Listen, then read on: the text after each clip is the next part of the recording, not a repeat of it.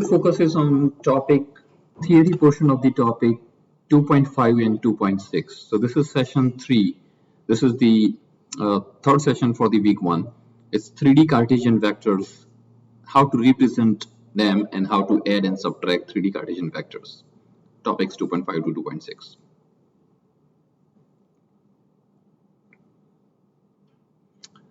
Today's objective is represent a 3D vector in a Cartesian coordinate system. Find the magnitude and coordinate angles for a 3D vector and add vectors in a 3-dimensional space.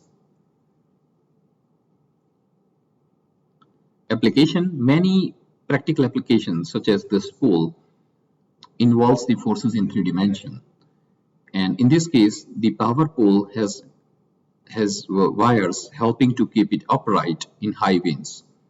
How would you represent the forces in the cable using Cartesian vector format?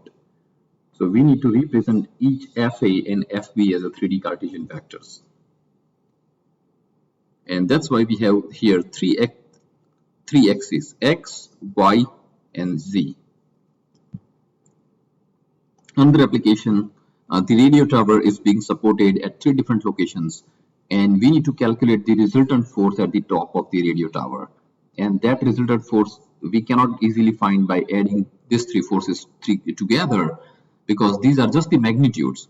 We need to write each force as a Cartesian vector, F1, F2, F3, and then we can find the resultant force.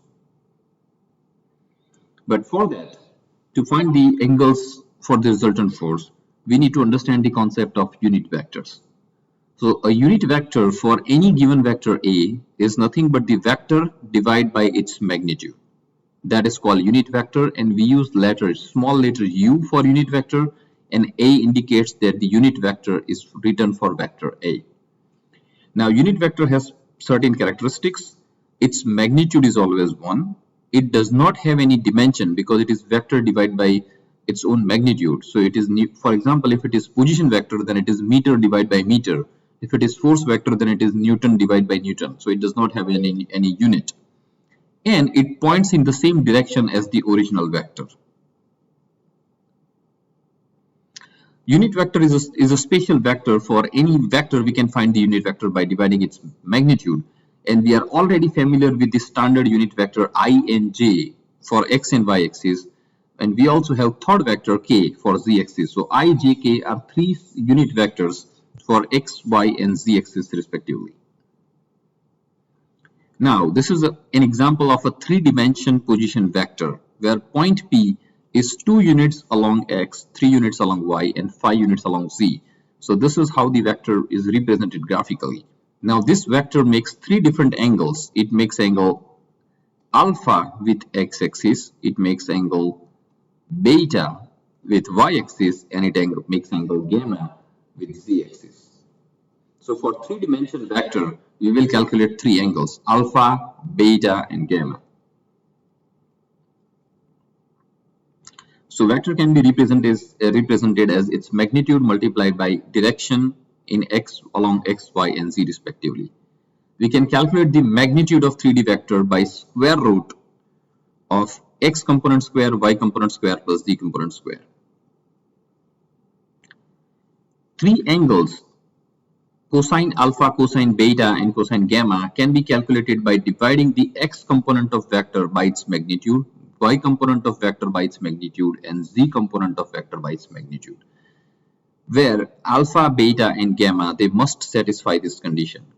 Cosine square alpha plus cosine square beta plus cosine square gamma is always 1. And the unit vector can be calculated by dividing vector by its magnitude, where ax by a, ay by a, and az by a can be written as cosine alpha, cosine beta, and cosine gamma as per these equations. So there are 2 different ways we can represent the unit vector. One using the xyz components, and second using alpha, beta, and gamma angles multiplied with I, j, k unit vectors. Now adding 3-dimension forces is very similar to adding 2-dimension forces. The only difference is that now we also need to consider the z-axis or kth component in our equation.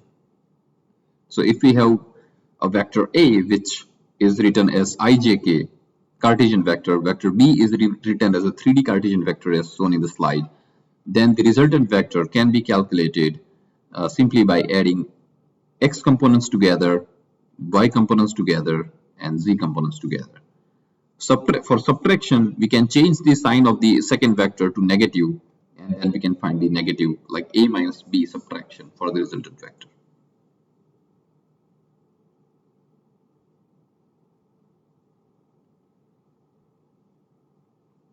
Okay, so for example, in this case, if we are interested to calculate alpha, beta, and gamma for p, we can calculate that by dividing the p by its magnitude, and the corresponding angles are cosine inverse of px divided by p, where px is the x component of p, which is 2, and this p is the magnitude of p, which is square root of 2 square plus 3 square plus 5 square, and that angle is 71.3 degree. This is second angle and this is third angle. That is the theory portion for three-dimension vectors. Now we will see few examples of how to represent vectors in three dimension